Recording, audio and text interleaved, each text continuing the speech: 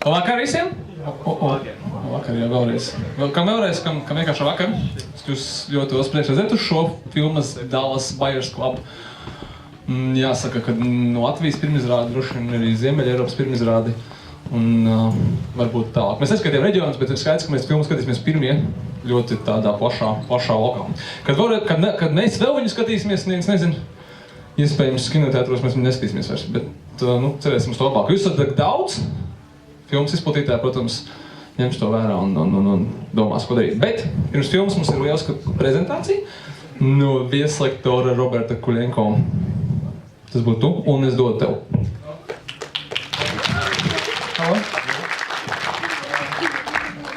Tā, pirms kādas nedēļas vai divām es tikos ar festivāla organizētājiem, un viņi saka, vai tu negribi par kaut ko pastāstīt? Un mēs sēžam kafejnīcā, un es nezinu, ko man teikt, es padomāšu, un tad viens no Sergejiem, viņš rāda man aiz muguras, skaties, trīsgalvains mērkaķis, un es pagriežos, mērkaķis tur nav, bet padzēros dzērienu, viņš pēkšņi garšoja pavisam savādāk, nedaudz rūgts, un tālāk es neko vairāk neatceros. Un pēc tam nākamajā dienā izrādās, ka es piekritu pastāstīt par montāžu.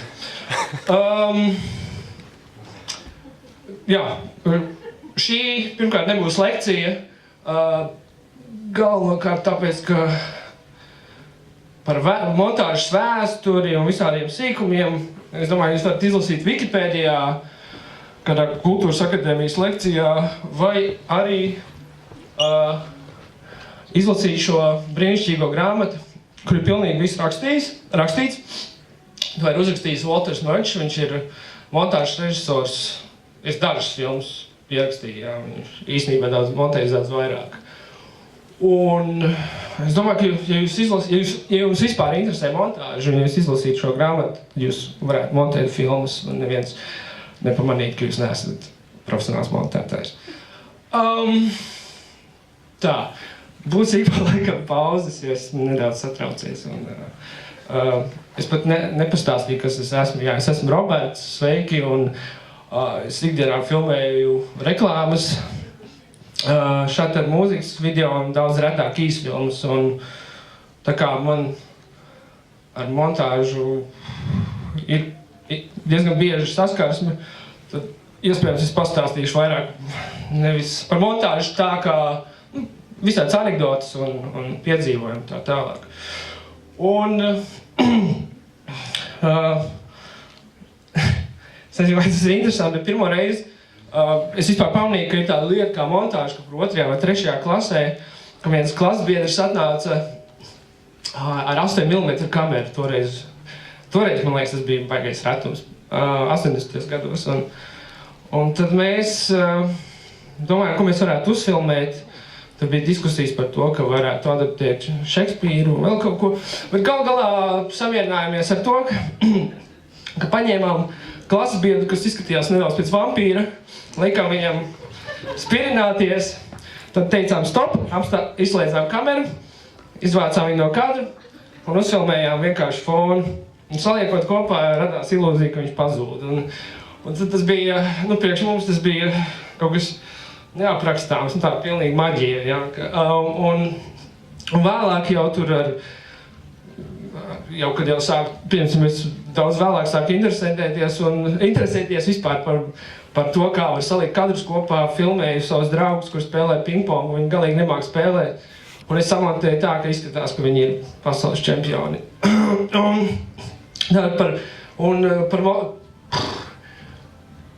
Varētu teikt tā, ka par montāžu sāk interesēties daudz ātrāk nekā par režisūru.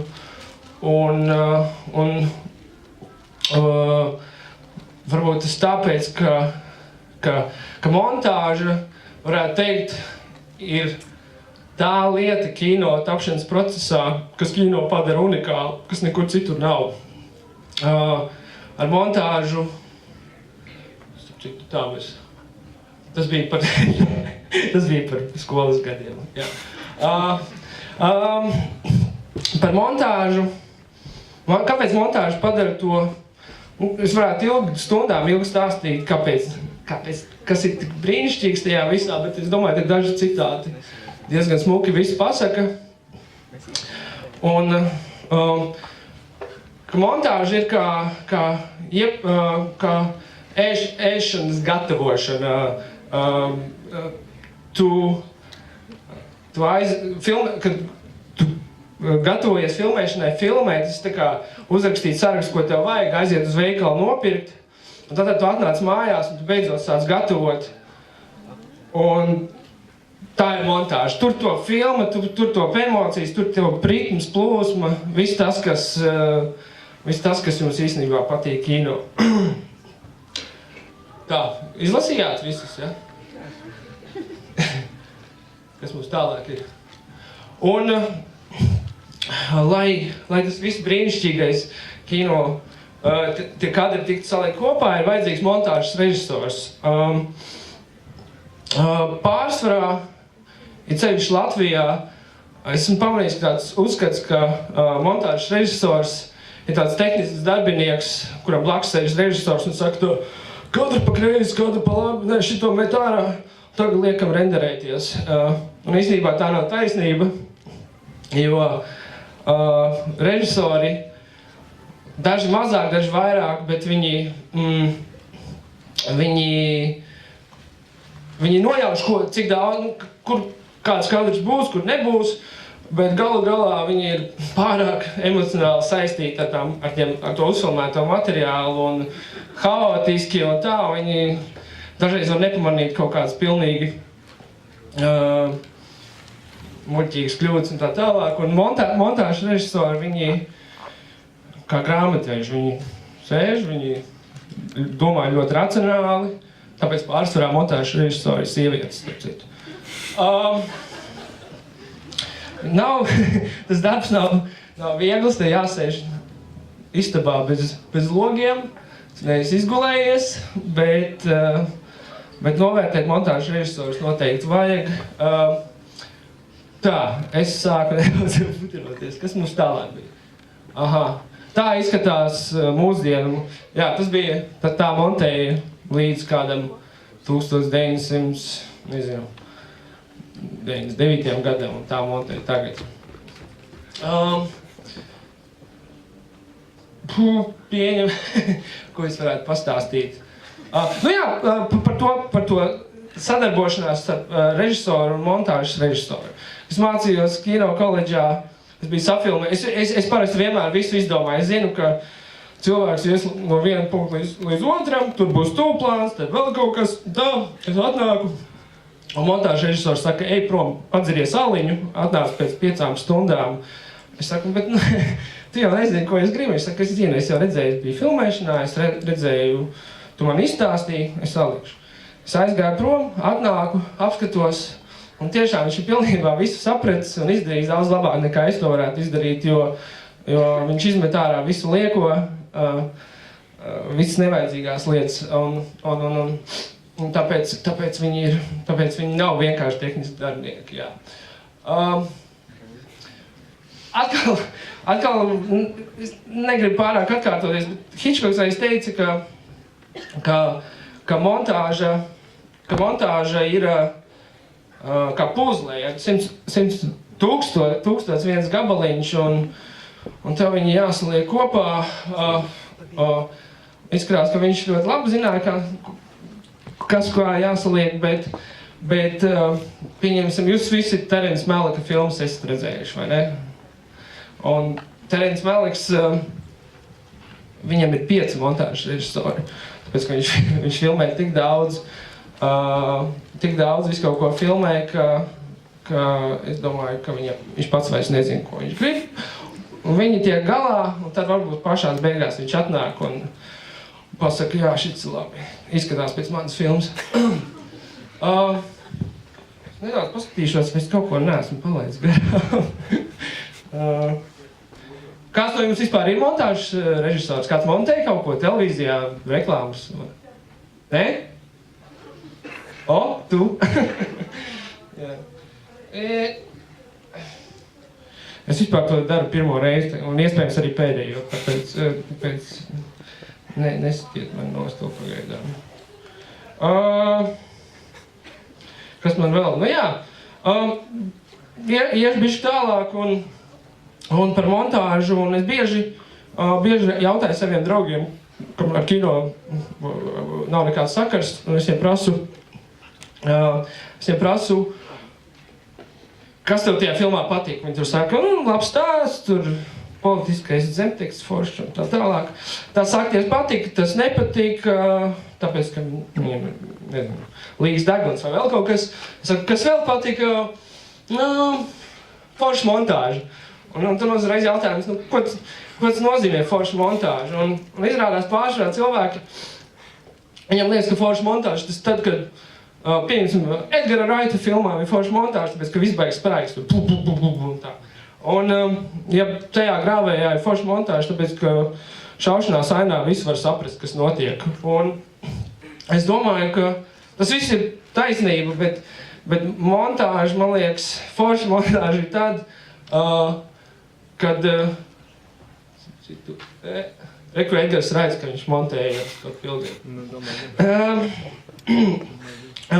Forša montāža ir tad, kad kadrs ir tik pietiekami garš un pasaka tik daudz un kopā saliekot izveidojās tā harmonija, tā mūzika, kā dēļ tā filma plūst un mums viņa patīk. Es domāju, ja ir brīnišķīga aktieru spēle un nenormāli smuka bilde, bet ir klibo montāža, tad tā filma nestrādās.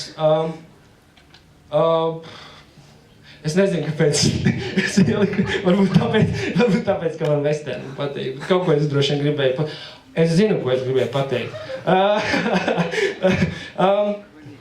Pieņemsim par montāžu arī kā montāža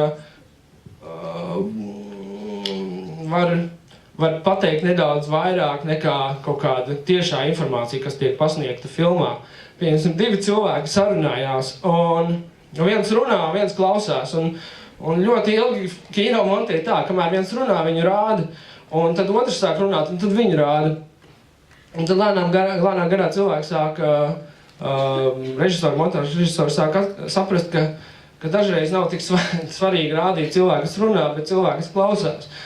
Un pieņems, protams, ja tāds veiders saka, I'm your father, jā, tad, protams, viņš ir jārāda, bet ja ikdienišķi kaut kāda parasta saruna, tad mēs rādam to otru cilvēku un viņa sejā parasti viņa reakcija, ko viņš zina vai ko viņš nezina un tā, var radīt drāmu vai komēdijā kaut kādu joku un tā ir tikai viena no miljonas montāžas brīnumiem, ko var darīt. Jā. Kas man tālāk? Tā. Un tagad es jau drīz beigšu, pavisam atpalicis. Te būs maziņš video par kā montāžu var radīt pāris no dažām filmām slavenas montāžas ainas, kas rada brīnišķīgas asociācijas un nodefinē vispār filmas tēmas tikai ar vienu mazu brītiņu. Jā, bet varbūt ieslēgsim, ja varam.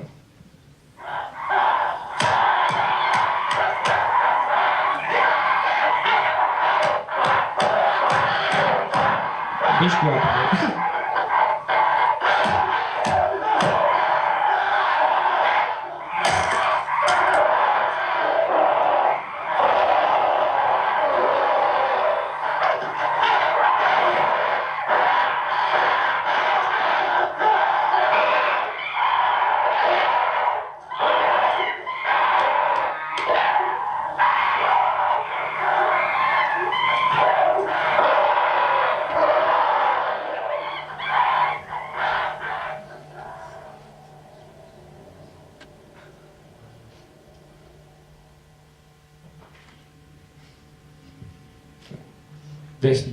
gadu vienā brīdī. Anywhere within 300 miles of Medina, there are Hashemite pyramids. They can cross 60 miles of desert in a day. Oh, thanks, Frank. This is going to be fun. Lawrence, only two kinds of creature get fun in the desert. Bedouins and gods, and you're neither. Take it from me. For ordinary men, it's a burning, fiery furnace. No, Dryden. It's going to be fun. It is recognized that you have a funny sense of fun.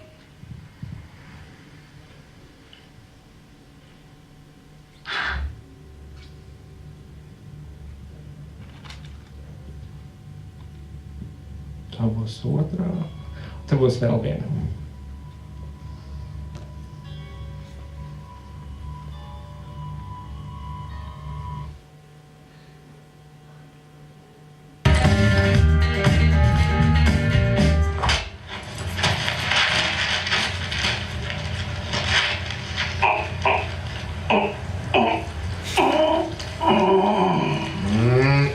That looks good.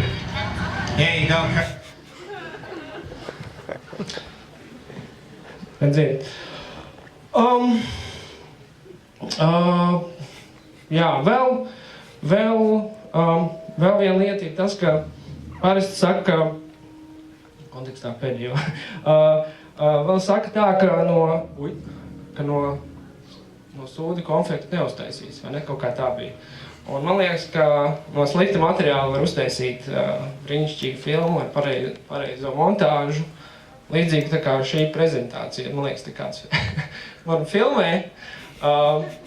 Ja viņi pareizi samontēt, izgriezt ārā visu stostīšanos un skatīšanos telefonā un tā tālāk, varbūt ir kaut kas sanāks, bet viena no pēdējām lietām, pavisam nedaudz. Vēl par montāžu ir tā, ka jūs droši vien visi esat pamanījuši filmās visādas kļūdas, ja? Tur cigareti vienā kadrā ir tikko aizdedzināta, nākamajā izpīpēta, pēc tam pa vidu un tā tālāk. Tā saucamās continuity errors. Un, kad es tikko sāku taisīt reklāmas, es baigi uztraucos par to, ka katru reizi kaut kas tam līdzīgs notiek, kaut ko palaid garām filmēšanā un tā, un tad tas ir redzams un ir baigais kauns. Un tad vienā brīdī es izlasīju interviju ar Scorsese, Martinu Scorsese un viņa montāžas režisori Thelmu Shoemakeru. Nedaudz atkāpjoties, ja paskatās Scorsese filmas, viņam visās filmās ir dažreiz tik ļoti rupjas kļūdas, ka Bringing Out the Dead, tur sarunas ar dienu cilvēkiem, viens pīpē cigāru un vienā kadrā ir montējās uz Nicolas Cage uz sekundi atpakaļ, viņam nav vairs cigārs, un tad atkal cigāri. Viņam visu laiku tās kļūdas ir, un viņš intervijā teica, ka man ir divas opcijas. Viens, ka es samontēju visu, ka viss gludi, tur nauda vienmēr ir pareizajā rokā, un otrs montēju tajās vietās, lai radītu to spriedzi, emociju vai ko tādu, kādu es viņu gribu, kādu es esmu izplānojis, un dažreiz tās mazās kļūdas man stāv priekšā, bet es viņas ignorēju. Un kopš tās intervijas es daru līdzīgi, nospļaujos, nekas labāk, lai ir labāk plūsma, ritms, tā mūzika, lai viss tas klips dejo labāk, nevis uztraukties par tādiem sīkumiem. Un kas man vēl ir? Pats pēdējais. Latvijā katastrofāls trūkums montāžas režisoru. Es domāju, es šaubos, ka es kādu iedvesmošu to kādreiz darīt, bet ja jums tas kaut nedaudz interesē, jūs varat painteresēties. Tagad ir Instagram, ir Vine, tās aplikācijas telefoniem. Tagad var taisīt, jau mācīties montāžu, un tas neko nemaksā, un ir vienkārši. Un, tā kā, jo vairāk būs... Mans pirmais montāžas režisors pirms tam bija jūrnieks, un viņš izkāpa no kuģa un piesēdās pie datora, un ir brīnišķīgs montāžas režisors. Tā kā, jo vairāk, jo labāk. Un viens pēdējais montāžas triks, jūs paskatieties uz šo bildi, skatieties, jā, un tad es vienā brīdī pateikšu jums aizvērt acis, un es skaitīšu līdz 5. Un tad, kad jūs atvērsiet acis, tad būs montāžas triks, ja? Tad aizveram, un ja neaizvērs, tad tas nestrādās. Aizvērāt? Visi aizvēra. Ok. 1, 2, 3, 4 un 5. Ok, paldies!